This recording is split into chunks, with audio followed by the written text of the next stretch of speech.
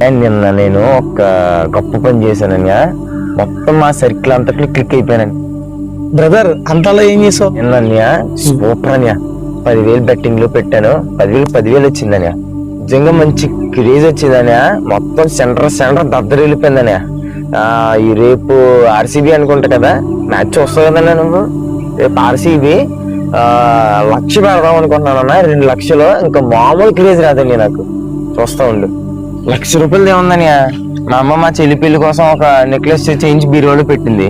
ఆ నెక్లెస్ ని తాకట్టు పెట్టేస్తాను. 1,00,000 రూపాయలు మన చేతిలో ఉంటాయి.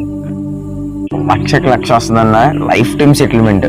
ఇంకోటి ఏంటి చెప్పనా, ఇంకొక 1,00,000 తీసుకెళ్లి ఆ నెక్లెస్ ఇప్పించేస్తాను, ఇంక బీరువాలో పెట్టేస్తాను. నేను తీసిన ఎవరికి తెలియదు.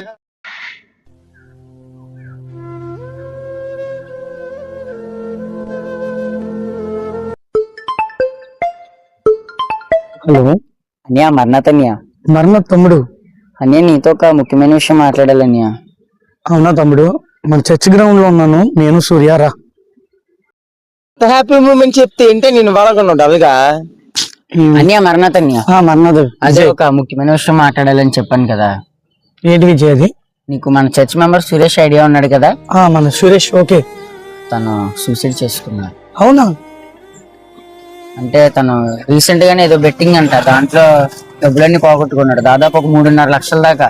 ఇంట్లో వాళ్ళ అమ్మగారు, వాళ్ళ చెల్లి నగలన్నీ కూడా తాకట్టు పెట్టేశాడు. ఇప్పుడు ఇంట్లో తలెత్తుకోలేకపోతున్నాడు. ఇంకా లాస్ట్ కి ఏం చేయాలో తెలియక సూసైడ్ చేసుకొని చనిపోయాడు. అదేంటి విజయ్? ఏం చెప్పమన్యా, ఈ బెట్టింగ్ అనే పేరుతో చాలా డబ్బులు పోగొట్టుకుంటున్నారు. అలాగే అది తెలియక సురేష్ కూడా అందులోకి దిగాడు. ఇప్పుడు నువ్వేమనుకుంటున్నావు తమ్ముడు?